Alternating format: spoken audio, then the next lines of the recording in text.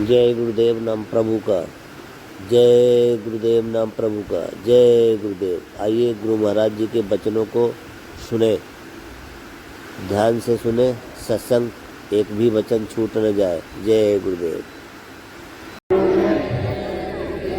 जय गुरुदेव। जय गुरुदेव प्रभु का। जय गुरुदेव नाम किसका? प्रभु का। जय गुरुदेव नाम किसका? प्रभु का। प्रभु का प्यारा नाम। जय गुरुदेव। देखो काल शक्तियों की पहचान, वो प्रभु परमात्मा का नाम कभी नहीं बोलेगा, पक्की पहचान है, वो नाम नहीं बोलेगा। और आज जितने लोग अलग दुकानें खोले हैं, जय गुरुदेव तो इसीलिए कहते हैं कि जय गुरुदेव लोग हमारे पास आवे, हमको सेवा दें, सामान दें, सम्मान दें, इसलिए। लेकिन प्रभु का नाम उसकी जबान से नहीं निकलेगा। तो देखा आपने उज्जैन वाले ने तो प्रभु नाम हटा ही दिया। अरे उससे पूछो, क्या जय गुरुदेव नाम तुमने जगाया है? जिसने जगाया वही मतलब यानी काम करेगा, वही से काम लेगा, तुम्हारे बस की बात नहीं है। ये सब नाटक चाटक करना, तुमको प्रभु से हटाने का काम करना, प्रभु से दूर ले जाने का काम कर रहा, तुम्हारी जीवात्मा को परमात्मा से मिलने से अलग कर रहा है, और तुम अभी नहीं समझ पाए हो। कब समझोगे? और मैं खुले मन से कहता हूँ, जब कोई डर है नहीं, मैं खुले मन से कि अभी आप सचेत हो जाओ। इसमें तो कोई गुरुमुखी नहीं है, इसमें तो कोई सत्संगी नहीं है। जो दुकानें खोले हैं वो कोई गुरुमुखी, कोई नामदानी नहीं, कोई गुरु भक्त नहीं है, कोई शाकाहारी नहीं है, कोई जय गुरुदेव धर्म प्रचारक संस्था ट्रस्ट का कोई मेंबर नहीं है। आप क्या जानना चाहते हो? जो मेंबर नहीं है तो जय गुरुदेव धर्म संस्था का कोई काम करने का अधिकार नहीं, उसको मेंबर को अधिकार होता। इतना भी नहीं तुम जानते, तुम्हारी बुद्धि इतना भी काम नहीं कर पाई, गुरु के पीछे चल नहीं पाए, और इन दुनियावी और सांसारिक जो सत्संगी भी नहीं है, इनके पीछे भाग रहे हो। क्या होगा तुम्हारा क्या होगा?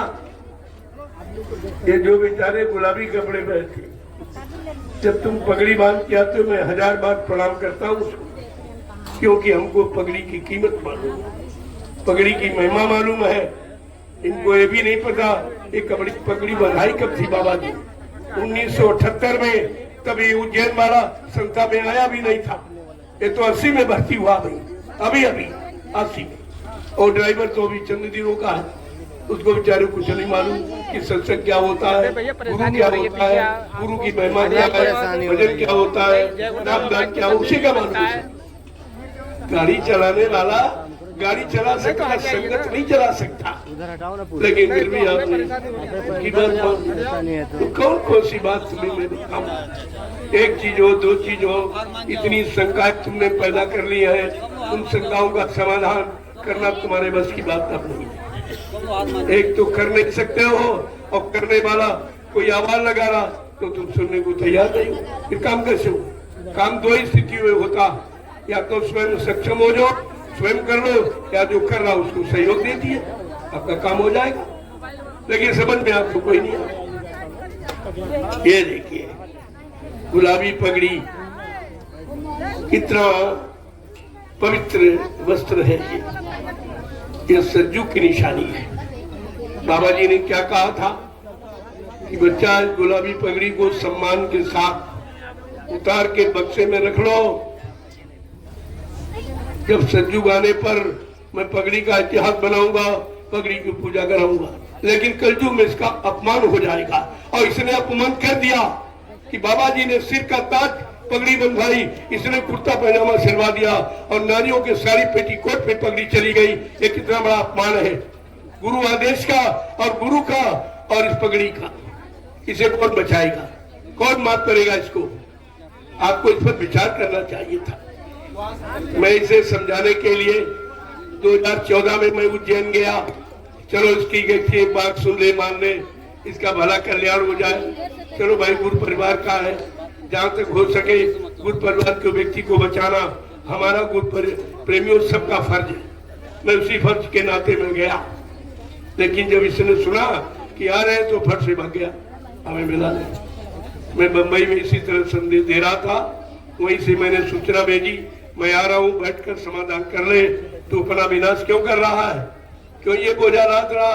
बाबा जी ने क्या कहा था, जो 7 जन्म आगे 7 जन्म पीछे जीव के पापों को धो सकता है, मिटा सकता, वो नामदान देगा। और 2012 में क्या कहा था होली में कि बच्चा आगे नामदान नहीं मिल सके। फिर एक काम से शुरू कर दिया, कहा गुरु आदेश माना है, जो गुरु का आदेश खंडन कर रहा उसी के साथ जा रहे, तुम्हारा क्या होगा? चोर के साथ रहने वाला चोर ही माना जाता है और चोर पकड़ा जाएगा।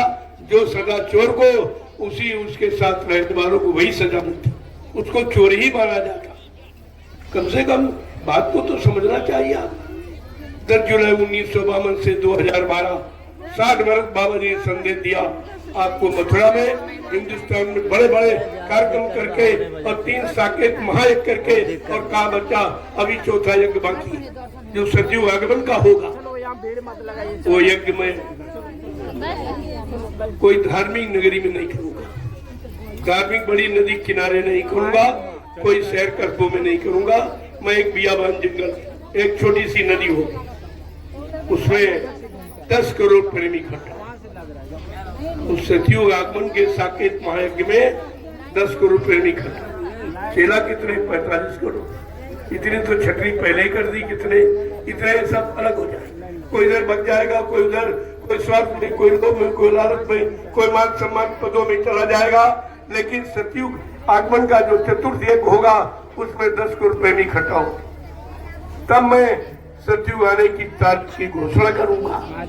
सब भूल गया। मैंने तो इन 12 वर्षों में एक एक तारीख आपको बताई, इस तारीख में ये कहा गया, इस तारीख में ये कहा गया, इस तारीख में ये कहा गया। आपने वीडियो कॉलिंग से दर्शन करा दे रहे हैं। न सुनने न मानने का परिणाम विनाश होता है। दर्शन करा रहा है, घर में जो है नहीं आया तो इसलिए मैंने उसका भी दर्शन हो 12 वर्ष के बाद मैंने संकल्प ले लिया है बड़ी विराम कि 2 वर्ष में कहीं निकलूंगा, सबका भी दर्शन हो, भजन करूंगा। घर में भी रहेंगे तो भी दर्शन। भजन आप भी करिए, हम भी करें, तो मालिक की दया हो जाए। अरे भाई मालिक की दया ही तो चाहिए।